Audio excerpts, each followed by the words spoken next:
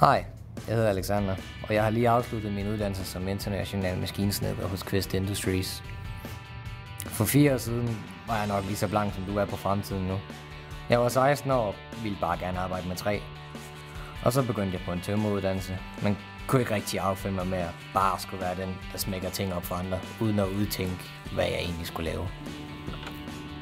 Jeg ville bruge min fantasi og havde selv lyst til at skabe ting ud af træ, så jeg droppede ud og startede på maskinsnedkerforløbet på EUC Vest. En dag spurgte min vejleder mig så, om jeg ikke kunne tænke mig at komme til udlandet. Så kort tid efter havde han skaffet mig en læreplads hos Quest Industries, og så kom jeg i gang med den internationale maskinsnedkeruddannelse. I slutningen af mit grundforløb blev hele min klasse så sendt til Italien. Det var ret skræmmende, men det gik. Vi var jo en masse, der skulle afsted sammen. Turen blev den største øjenåbner, jeg nogensinde havde haft. Her oplevede jeg en helt anden tilgang til snedkerfaget, og alt var anderledes i forhold til, hvad jeg kendte hjemmefra. Arbejdet varierer rigtig meget. Nogle gange skal vi finde skabeloner frem af designermøbler fra 50'erne. Andre gange modtager vi tegninger fra arkitekter, som vi skal arbejde ud fra. Enten laver vi modeller ud fra tegningerne, eller begynder at lave nye skabeloner i 3D på computeren. Vi arbejder blandt andet i AutoCAD og AlphaCam, der henholdsvis bruges til at tegne modellerne op og bruges til at programmere de forskellige CNC-maskiner og robotter i vores produktion. Når vi har modellerne og tegningerne klar, fortsætter opgaven ud i produktionen. Vi arbejder med helt tynde og bøjelige finerplader, som limes sammen og placeres i forskellige former. Når limen tørrer, kan vi tage træstykkerne ud af formene til videre bearbejdning i henholdsvis skære, bore, fræse og pudsemaskiner.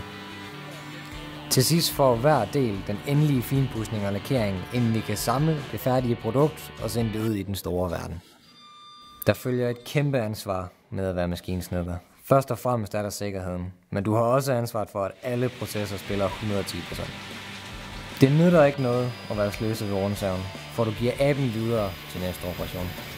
Det gælder hele tiden om at gøre tingene smartere end sidst, og vores tegninger skal altid følges op af prisberegninger, materialeberegninger og designbeskrivelser. I dag ved jeg, at jeg har taget den fedeste uddannelse, og at jeg som international maskinsnedker har masser af muligheder både i Danmark og i udlandet. Dansk møbelindustri er kendt for god kvalitet i hele verden, og vi er et stolt fag, som det er ret svedigt at være en del af. Jeg var selv hammernervøs i starten, men du vokser rigtig meget under uddannelsen, og i dag har jeg nogle skills, der gør, at jeg kan følge min drøm og tage en designuddannelse oven på min maskinsnedkeruddannelse. Tillykke med uddannelsen. Mange tak. Som maskinsnedker. Mange tak.